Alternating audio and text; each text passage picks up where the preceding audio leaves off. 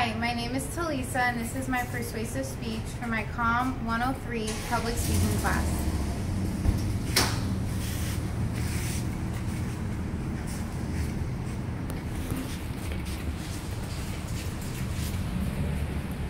A young girl sits in her room, battered and bruised, after a beating from her father.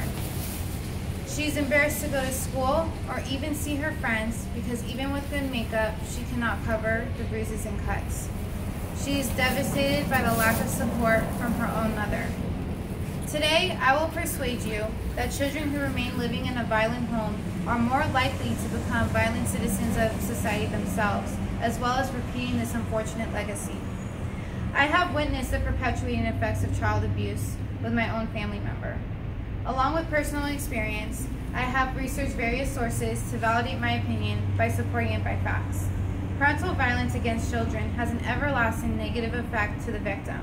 With the recent outbursts of hate crimes throughout the nation, such as emotionally damaged kids performing shootings and killing innocent civilians, it is imperative that we the people put a halt to the madness that innocent children are currently enduring. As I go along this speech, you will see the illustrations of how crucial the issue is of a child living in a violent home. And I will also show you that violence results into more violence from children who are descended from this type of upbringing. I will also explain the significance of the chronic physical, psychological, and emotional harm that children endure. And lastly, I will be providing a solution that will help improve the mental state and well-being of our youth. Children who live in violent homes are associated with increased tendencies of becoming violent people themselves. Kathy Whittam, a professor of psychology at John Jay College of Criminal Justice located in New York, conducted a study of 574 children ages from 5 to 21. According to Whittam's study conducted in 1992, the abuse participants are 53% more likely to become arrested as a juvenile.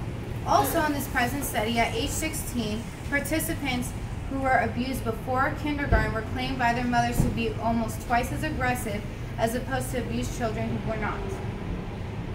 The DOJ, also known as the Department of Justice, conducted a study of citizens in prison in New York. 36% of all women in prison were reported to be abused as children. 14% of all men in prison reported the same. The National Institute of Justice, also known as the NIJ, conducted a study of cases over 1,500 abused children.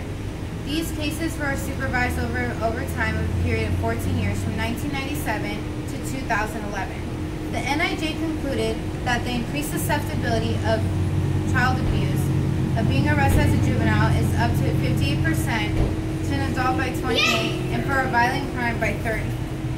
Now that we understand the severity of the problem, allow me to explain the cause. Children who remain living in a violent home suffer from emotional, physical, and psychological negative effects, leading to adults who abuse as children to maintain a lack of self-respect and a desensitization towards violence due to their programming as a child. The sad legacy of child abuse lives on from generations from child abusers themselves.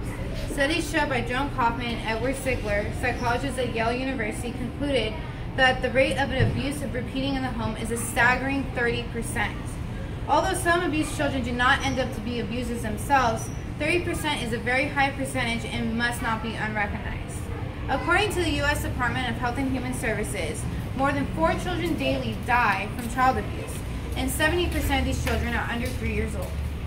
Young children are more likely to experience abuse simply because they're too young to speak up. From a study from the Health and Department from 2013, studies show that children under 3 have the maltreatment rate of 14.3 per thousand, compared to 10.3 per thousand from ages 4 to 7, 7.6 per thousand from ages 8 to 11, 6.7 from 12 to 15, and 4.5 from 16 to 17.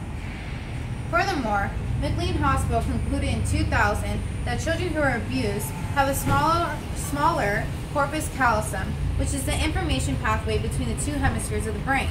A smaller corpus callosum can lead to dramatic shifts in mood and personality and can lead to mental issues such as bipolar, depression, and anxiety. In addition, Dr. Martin Teicher, a professor at Harvard, led a study of 200 people from ages 18 to 25 who were recruited from a newspaper ad called Childhood Memories. They were then evaluated psychologically and diagnosed. Dr. Teicher found that the participants who were abused as children are more likely to develop depression or PTSD, also formerly known as post-traumatic stress disorder. Doctor concluded that 53% suffer from depression and 40% have PTSD or had it. A better way to understand the severity and fear child abuse children go through is try to imagine a soldier in combat. Every moment ticking feels like a lifetime, and they just want it to be over. The same thing applies with a child with an abusive parent. They feel like they're trapped and that there's no way out and that it's them against the world.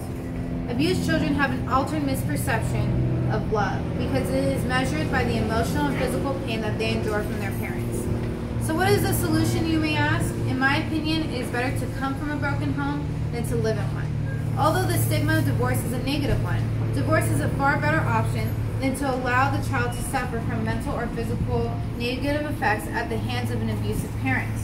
Divorce is found to affect most children in the short run, but research suggests that kids recover at a reasonably rapid pace. In the year 2000, psychologist Marvis Heatherton at the University of Virginia found that many children experience short-term negative effects from divorce, especially anger, anxiety, shock, and disbelief.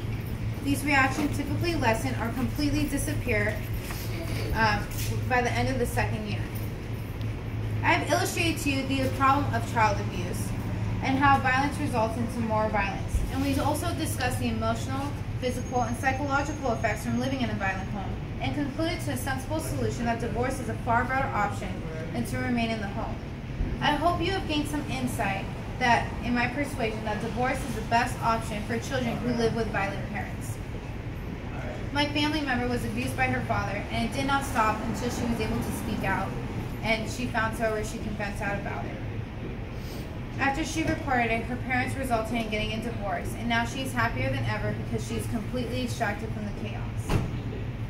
Children should never have to endure abuse, for the effects are too great and damaging to innocent children who live with violent parents. In Brisbane, Australia, Lorraine shared her tragic story about her childhood. As a poor family, Lorraine has always tried to remain positive. Her mother strived to work very hard as a single mother to support her child. Her mother then got married, and Lorraine has gained a new stepfather. Lorraine could not understand why her stepfather was so angry though. But then she just told herself maybe it's just a phase. But it was not a phase. From him hitting her mother to hitting Lorraine herself, Lorraine felt trapped and hopeless because even her own hero could not help her because she was in the same place as she was. Later on, her stepfather and her mother had a baby boy. And when the baby was 6 months old, her stepfather threw the baby against the wall and Lorraine witnessed her baby brother's death. Lorraine forever lives with the guilt of not speaking out for herself or her family. But now she's a survivor of child abuse. Why should a life be the cost of somebody's fear? As Franklin D. Roosevelt once said, we cannot always build a future for our youth, but we can build a youth for our future. How can we remain here knowing that this is the future to our youth? Every child is an innocent one and deserves an opportunity to experience freedom from the trapped life that they did not ask for. We want to see children smile and not see fear and tears. We want children to prosper than to do better than our generation. We want children to grow and to ultimately be free.